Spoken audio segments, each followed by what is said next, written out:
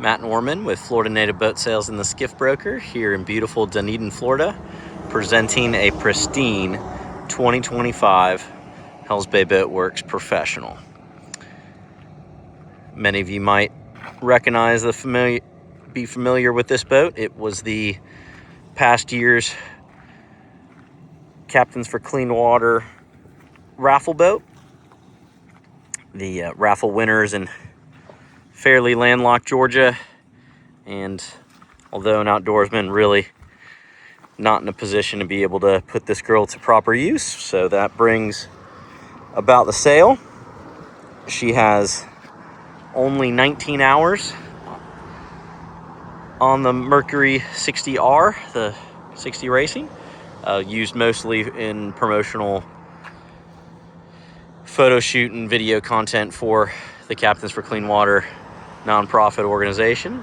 The boat never even took a physical delivery to Georgia.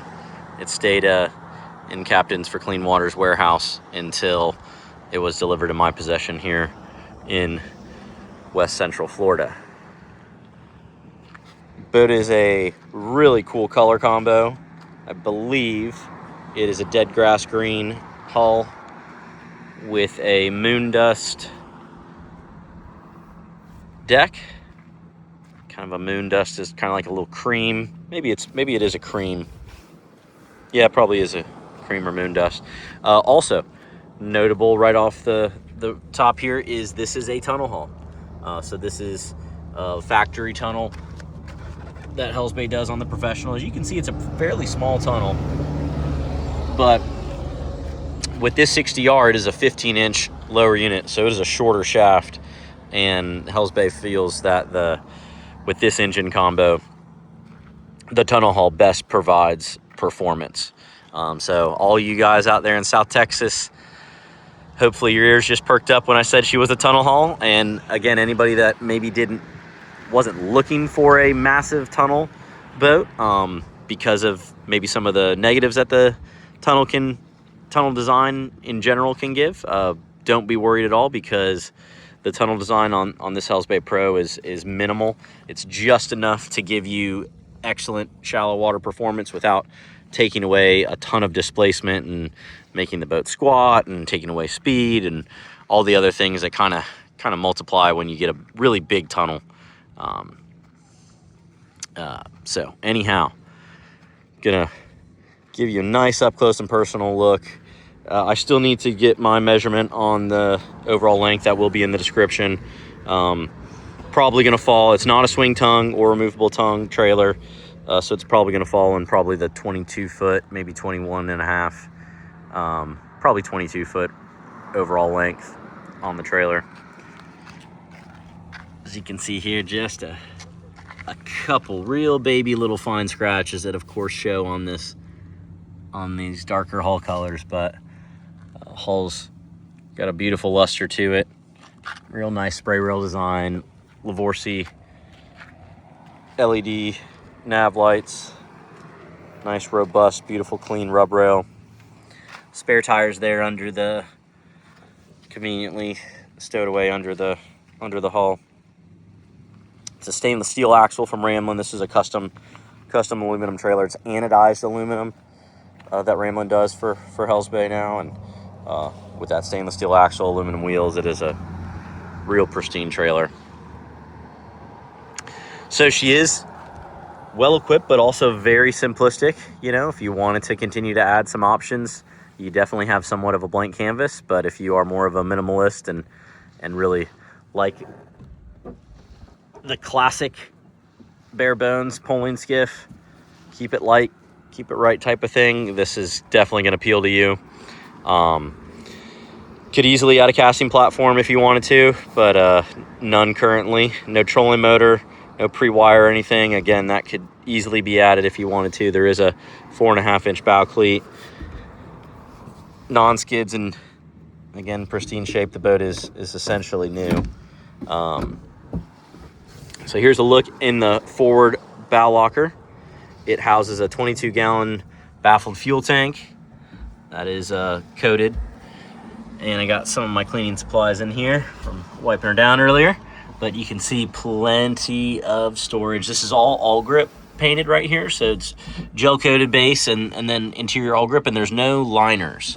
You'll see on a lot of other boats and skiffs in person, you know, that there'll be a tub right here. It adds weight, the tub, and then it also takes away usable storage and kind of incorporates some dead space. As you can see here, this is the inside wall of the hull, and these are your forward-facing rod tubes. So a nice flat shelf. Hells Bay does build in here with some core material for utilizing a trolling motor battery, dedicated spot for putting trolling motor batteries if you wanted to add a trolling motor. Of course, if you didn't, you got a nice little flat shelf there for maybe a crate kind of organized storage. Gas strut right here holds the hatch up. Again, all grip painted. The all grip is very impervious to mold or mildew and wipes away clean very nicely. This forward hatch does drain. There's a stringer system that runs all the way through, and it kind of uses like a center C for drainage. And so if you do need to ever rinse this out, you can pull that plug and the water will drain right straight into the bilge. Gemlux hardware on here, very nice and clean. There's your fuel fill. It is, as you saw on the back side here, forgot to mention that, this is a dipstick. Hells Bay does not do a sending unit on their tank because those do have a tendency to fail and misread. So just a dipstick, kind of aircraft style. You pop this guy open, dip the stick in there, quarter, half, three-quarter full, and you know what you got for fuel. Again, with as good a fuel economy as you'll get with this 60 Mercury, you're not going to really have to be worried about that a whole lot. Here's a look at the forward bulkhead. You can see the 3 forward-facing rod tubes per side. They are fully set up for one-piece fly rods. Nice 2-inch tube holes, so you can find, you know, you can guide your rod tips in very easily without a whole lot of guessing or effort. Under gunnels do not have the standard carpet. It's just a clean gel coat finish with a AquaTraction reel pad. I believe this is AquaTraction. It is. So in the cockpit here, I mentioned that now. So it's a nice faux teak. This is not real teak. This is an EVA style foam that is peel and stick style affixed here into the cockpit sole, and it is the AquaTraction brand. It is nice and comfy on the feet.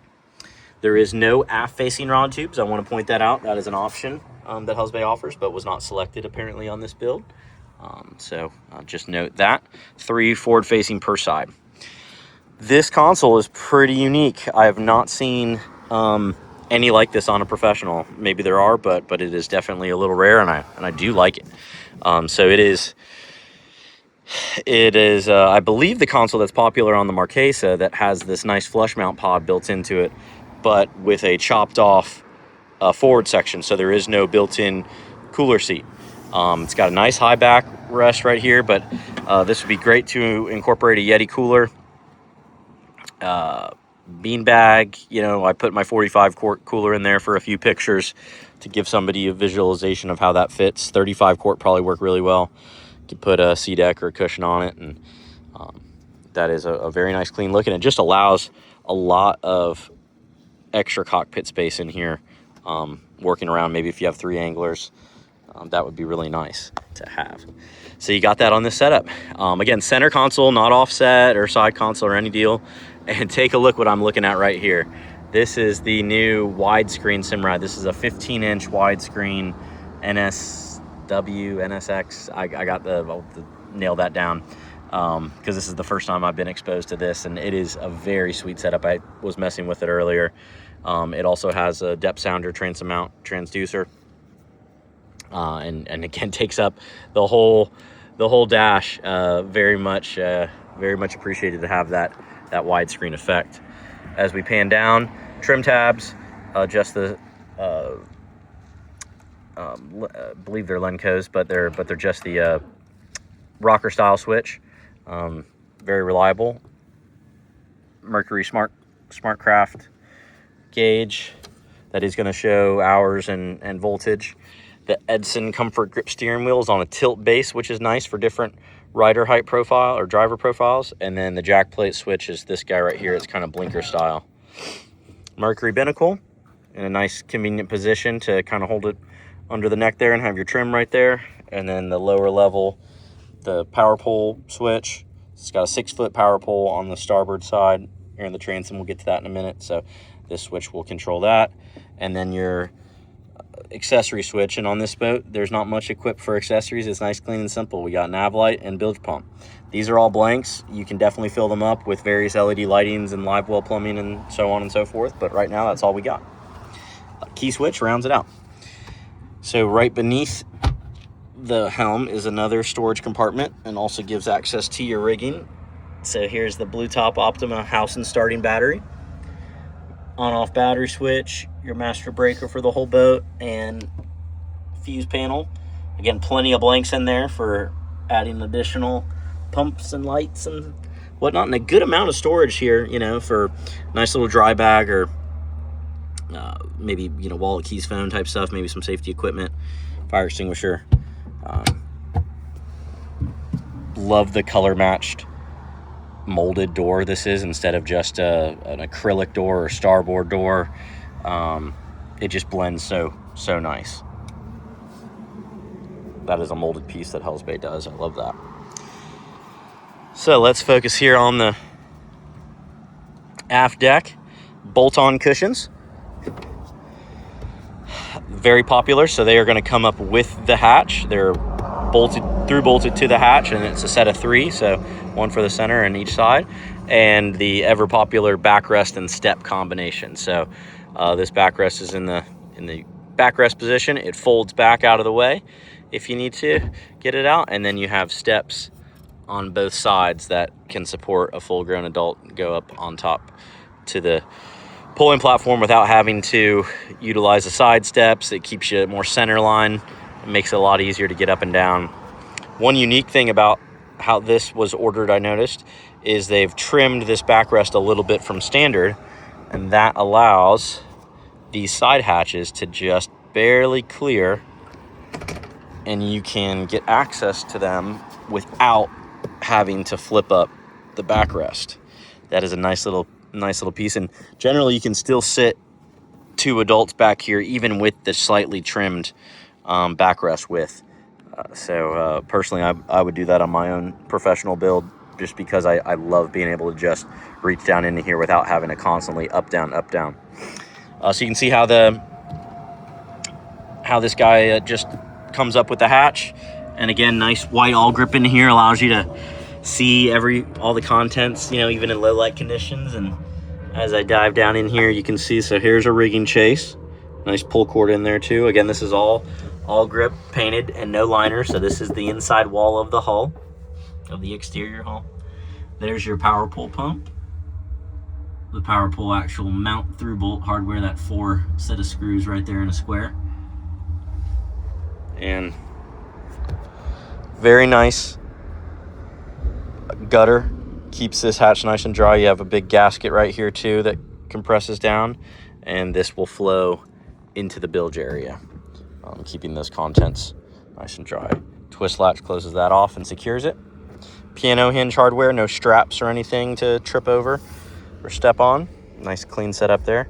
So this is one thing to note with the backrest. The live well is the one hatch that still you have to swing this back in order to fully open the center hatch. So this is set up it could be plumbed as a live well. It's got the liner in here. Normally they do. I guess on this build they deleted the live well plumbing to keep it simple. So this is just a totally isolated box. There is 0 live well plumbing in here, no even drain.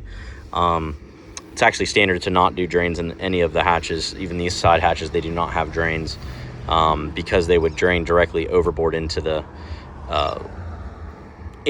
exterior, not into the bilge. So keeps one less hole in the hull.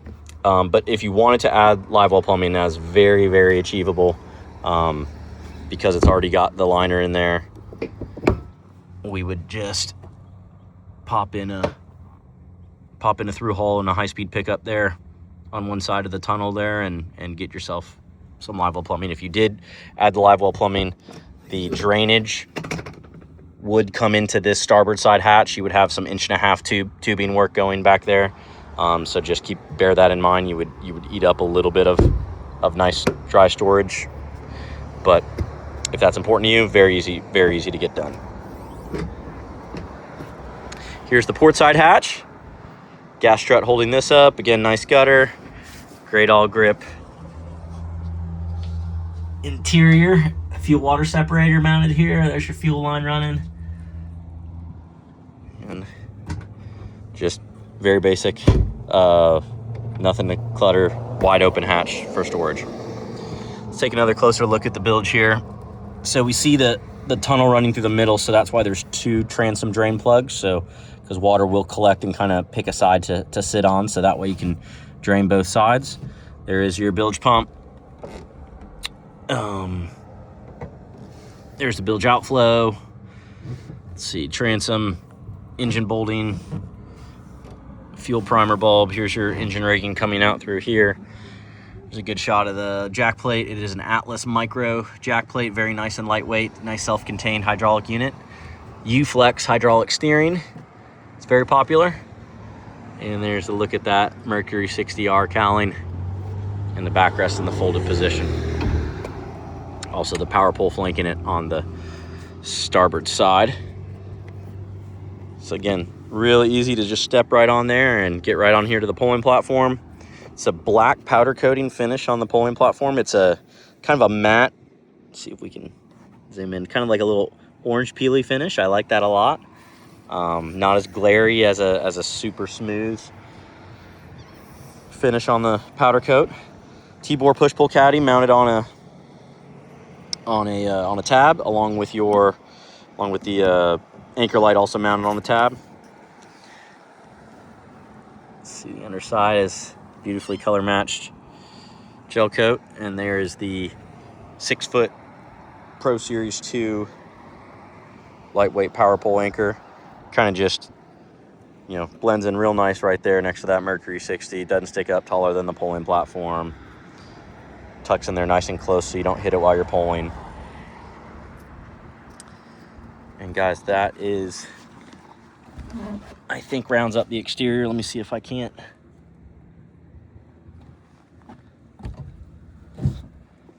get out of the boat and do a walk around. There's my sandals.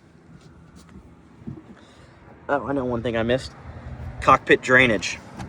So it is not a self-bailing cockpit, but what we do have on this model, which I love, is this little gutter, this little like kind of French drain deal right here.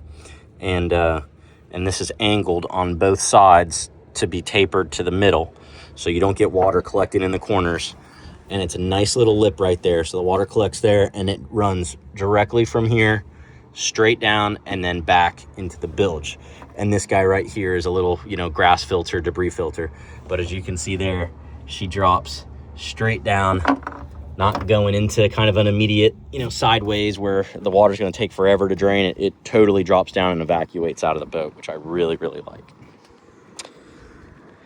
So hopefully I was thorough enough, providing the details that you need if you are considering a high-end skiff purchase that floats in ridiculously shallow water. Again, the Hells Bay Professional has just about 0 degrees of dead rise. So you can see here, maybe 2 degree, and has a nice sharp entry, nice big spray rail, but this is a boat that'll float in sub 6 inches of water, and still cross some open water very smoothly. Again, Matt Norman with Florida Native Boat Sales and the Skiff Broker here in beautiful Dunedin, Florida, on a blistering July afternoon, but she shows excellent, and we look forward to getting the new owner on the water. Please reach out with any questions.